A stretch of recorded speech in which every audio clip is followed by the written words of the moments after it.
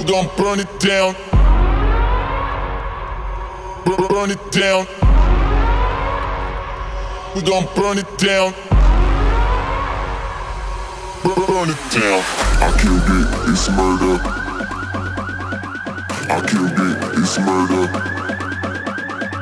I killed it, it's murder. I killed it, it's murder. I killed it, it's murder, go crazy, berserker. I killed it, it's murder, go crazy, berserker. I killed it, it's murder, go crazy, berserker. I killed it, it's murder, go crazy, berserker.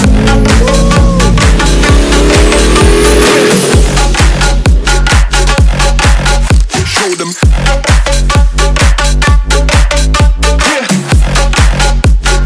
Change the station with a new shit. Hey guys, Ethan with Trackstar Motorworks and another episode of Tune for you.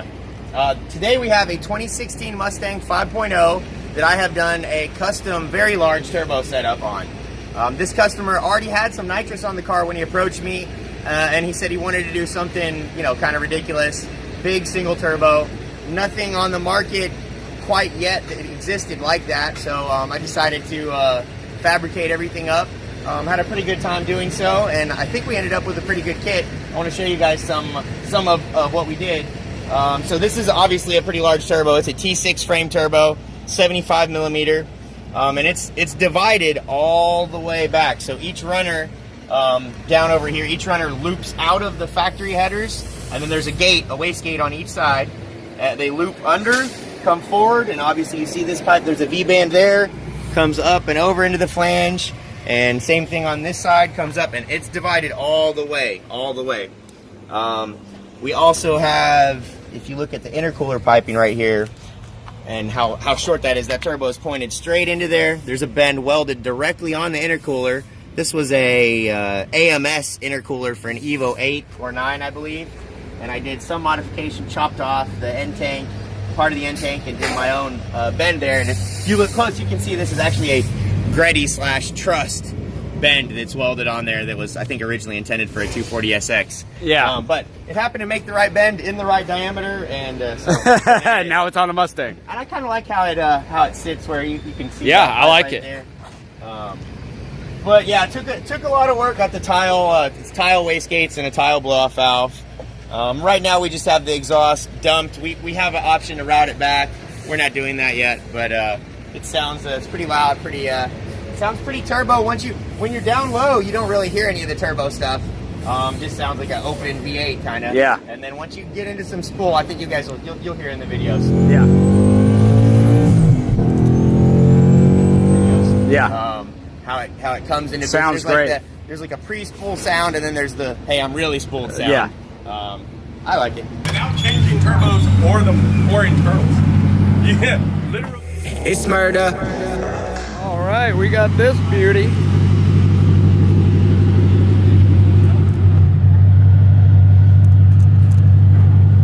What are you doing? I am trying to see. It looks like we need to add a little bit of fuel in on the MAF curve. You can see long-term, short-term here at 0, 0, 0, and you can see where the MAF is as I'm moving in that area where there's no adjustment. And the only time that once the long-term the fuel trims start to grow is only in that top cell. And like I said, the PID ends there. So here I'm just out of luck, and I've got to kind of guess as to where I need to add the fuel. But it is in the last column, so that's, see the 83. So this 60 needs to grow by at least 10%, it looks like. So I'm gonna do 1.10 multiply. You see that number jumped up to 66, so I know that's what I wanted, a little bit bigger number. We'll save that and check it out again. Turn ignition off, wait 3 seconds. And ignition on, click OK, completed. Click off and start. Well, that's gonna slow us down. This vehicle was a little bit special to tune because it was so new.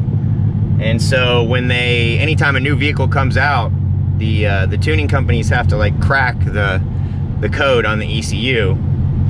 And even though the 5.0 stuff had already been out, they made a couple changes for the 15 and 16.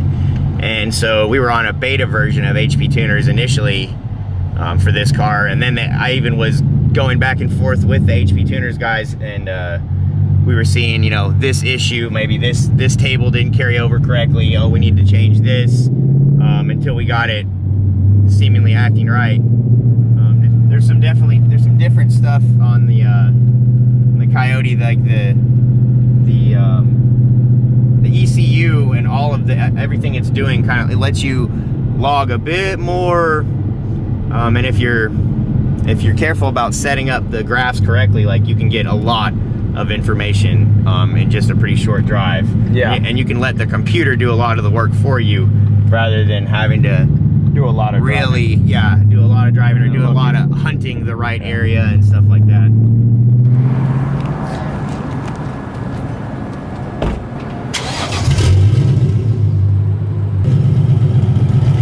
So here is another pull on the street after I made that last adjustment where you guys saw the short-term and long-term fuel trim was kind of ramping up after I passed I think it was 480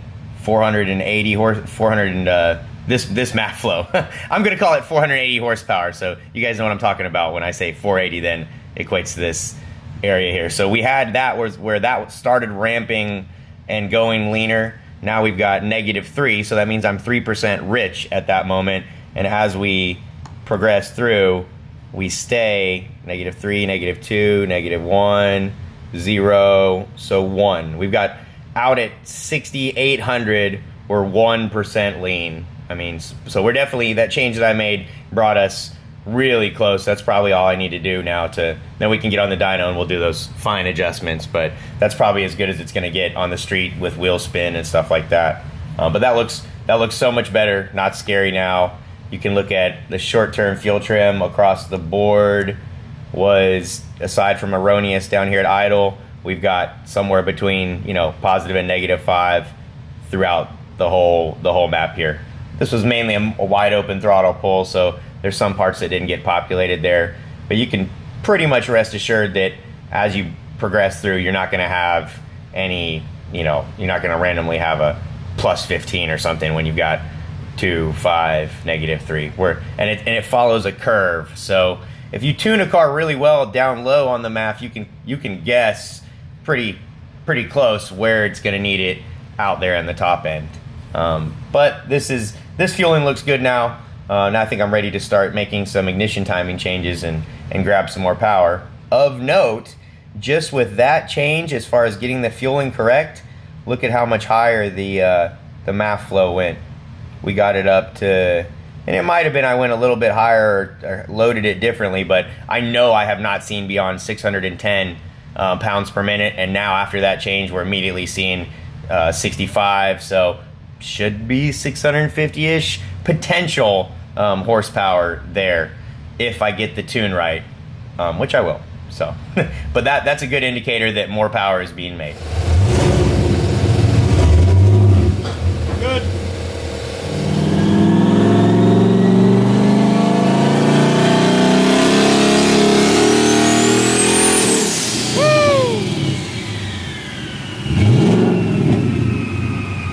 I don't know about that. That moved a lot. So on our first pull here, we tried to make a pull. The straps ended up we had to re-engineer strapping, so it was a partial pull. But here we were at 4,800 RPMs. You can see the MAF flow was, remember I talked about this earlier, that this roughly equates to horsepower. So 55.4, so basically 555. And then if you look over at the dyno plot, you'll see that we were, you know, that's a reasonable, because we had wheel spin and end of the run, it's not a complete pull, but you can see at least 473 wheel horsepower and 550 torque. So that, you know, it's a good bit off there, but that wasn't a complete pull. So and there's still a lot of work to be done. That wasn't even full throttle and whatnot. So, but it just shows that they do roughly add up, you know. You can kind of base, if you see that number, then you know I have this power potential if I get everything correct to match that amount of air. I got you, bro. That was third gear right now. Yeah. So that's actually probably the difference between, I bet you if that was fourth gear, that would have flat out said 550 horse to match this MAF flow here. Yeah.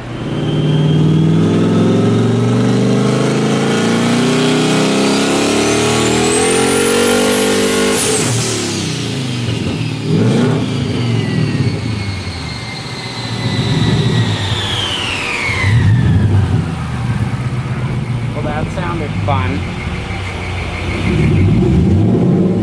Definitely did a lot of spinning right there. A lot of spinning right there. Smoke. I saw like everything back here was moving and Yes. looked pretty cool. This left bank is smoking like a crazy. Yeah, that's worrisome. We've never been able to see it while the car was actively running, but as I said earlier, the car had nitrous on it prior to my ever touching it. And when we pulled the spark plugs out, and it had a weird misfire immediately, my first interaction with it. When we pulled the spark plugs out, and I have a video actually somewhere, maybe I can clip this in, but the porcelain portion of the spark plug had cracked, fractured, and had dropped down to where it was covering up the gap basically. And the cylinder was still kind of firing it, but I'm guessing the porcelain was moving up and down randomly as you would drive the car. And it had nitrous, so I do think that number 8 cylinder has some kind of issue, some kind of little damage on it, but you know, we're not going to expose it to anything worse. And it was already good. Hopefully it holds up, you know, it may not. We've talked that pistons and rods maybe in the future here. Hopefully they are either way, because if I can do 85 and do some big power on here and really max this turbo out.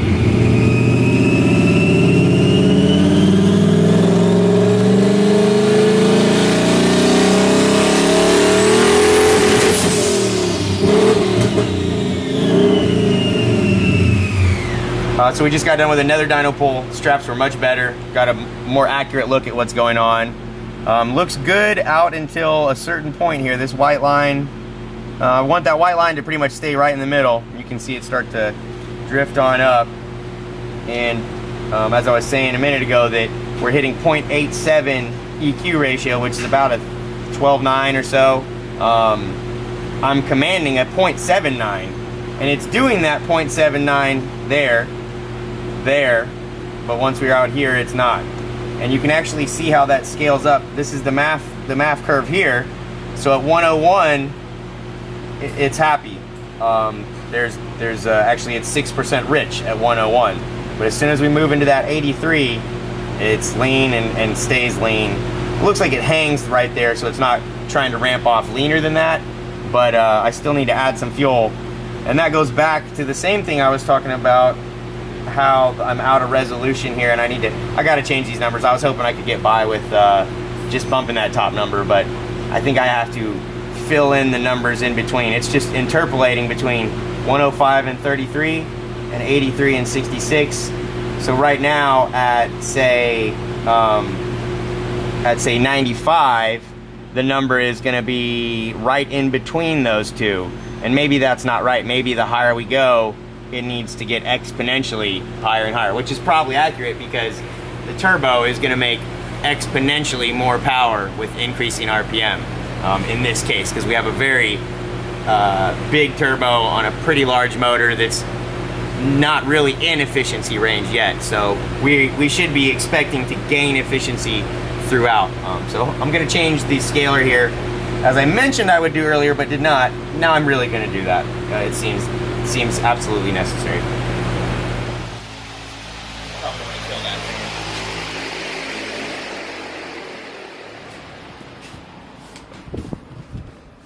So as expected, really, I mean, I made some changes. I didn't expect that to fix our fueling issue, but I wanted to show it again. There we are at 4,700 RPMs, and we are 6% rich at that moment. We're already making good power, you know, approximately 500 horsepower. And as we move up, move up. So now we're at 0 trim, meaning we're exactly at the asked for, and you can see it right here. Equivalence ratio commanded is 0.882, and it's probably just a moment behind, but it's ramping up at that moment. So it's just about to get out of control. And it's 3% lean, 5% lean, and scary lean. 0.88. So that's 13.0 or so. So that's definitely too lean, and that's the reason why we need the boosted pump on there. It looks like made a couple other changes, but see, I was able to get rid of it was getting knock retard during that lean moment. So I've softened all of the timing such that if we do run into a fueling issue, at least there's much less timing there, so that hopefully, it'll be not as dangerous of a condition. Yeah. So it's not registering any knock retard, even though it's going lean. The car is running clean, but it wouldn't be safe for the long run. Yeah. All right, so where are we at, Ethan? Well, we just pulled the plugs out, and you can they look happy, but you can definitely see that this back one is darker than the others. So something is lacking air in that cylinder, which would mean cylinder health is down. Which I've been leery of since day one with this car, but perhaps we've crossed over into some power levels that the stock and undamaged pistons would have been happy with. But yeah, I think we've moved into some pretty extreme power levels. Yeah, and I think the owner witnessed damage on that with me. Yeah, before we ever put the turbo on there, saw the spark plug issue, but yeah, I don't know. I'm hoping it's something else, but we'll see. If it's a small issue, we're gonna fix it and finish this. If it's a big issue, well, we'll live to die another day with the big turbo Mustang. Yeah.